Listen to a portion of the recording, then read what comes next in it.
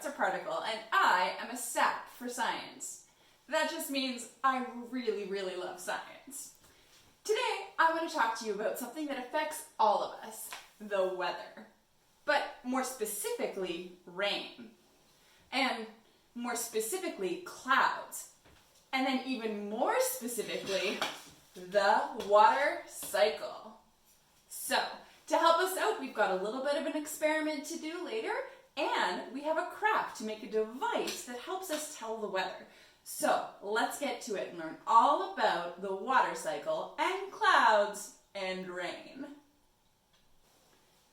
Not every day is sunny, even though it would be nice. And I don't want to rain on your parade, but we actually need the rain to help plants grow and to give us water to drink.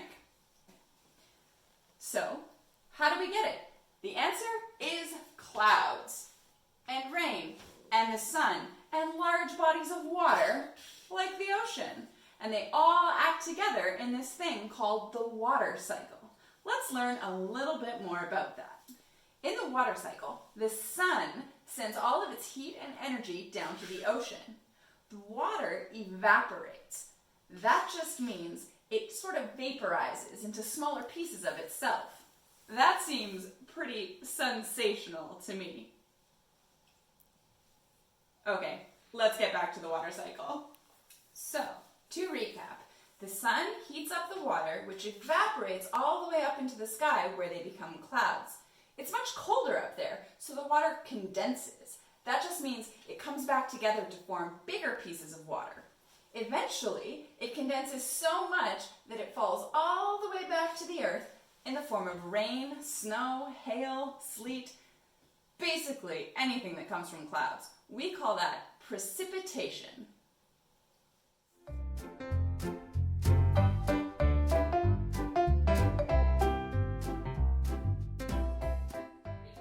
The sun heats up the water, then evaporates up into the air to form clouds. And then the clouds get so heavy as more and more water evaporates into them, it condenses and falls to the earth as rain or snow or hail. Then it joins up with rivers or other large bodies of water, and the whole process starts all over again. The water cycle. It's kind of neat that the sun is so important in the water cycle. The moon doesn't really play a role in the water cycle, but it does something that's actually really cool with the ocean too. The tides. But I think we might save that for another video.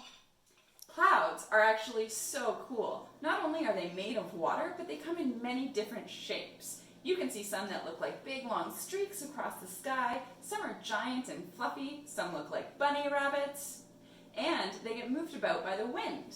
Here in Vancouver, we actually get a lot of rain because the wind blows clouds in off the ocean. They come in over the city, hit the mountains, and then dump all of their rain on us. It's so exciting. Now that we've learned all about the water cycle, we're going to do a little experiment to help us learn a little bit more about evaporation and condensation. So, we need to make sure we're safe, get your hair out of your face, wear your safety goggles, and if you need them, gloves.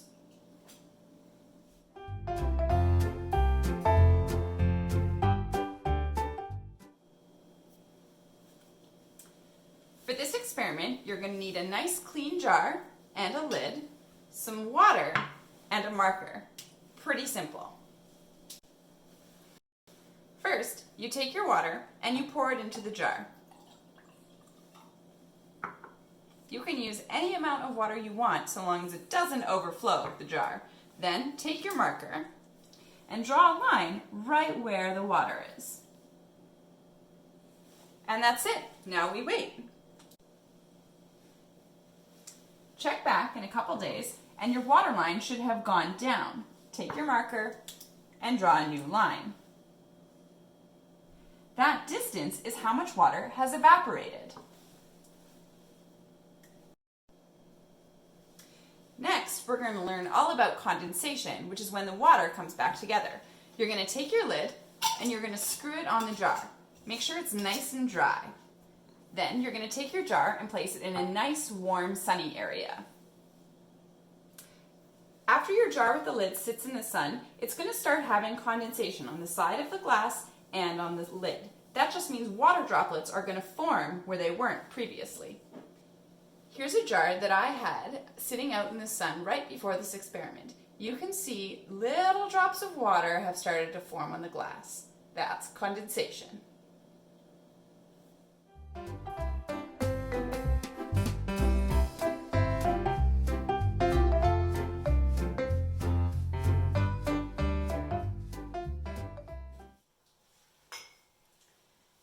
Now that we've made a miniature water cycle in a jar, it's time to do a little bit of a craft. We're going to make a device that helps us tell the weather and basically rocks. It's one of my favorite things to do. It is a weather rock.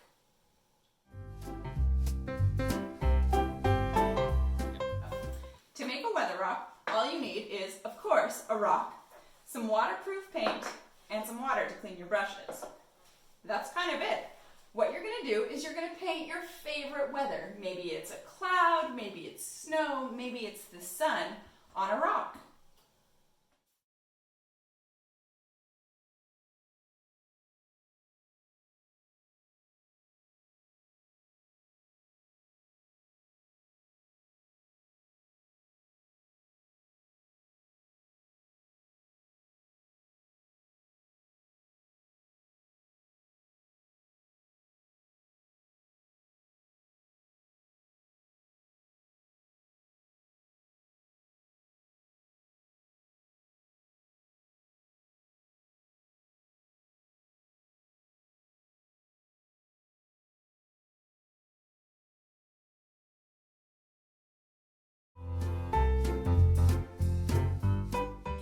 One of my favorite things to do is figuring out what the weather is.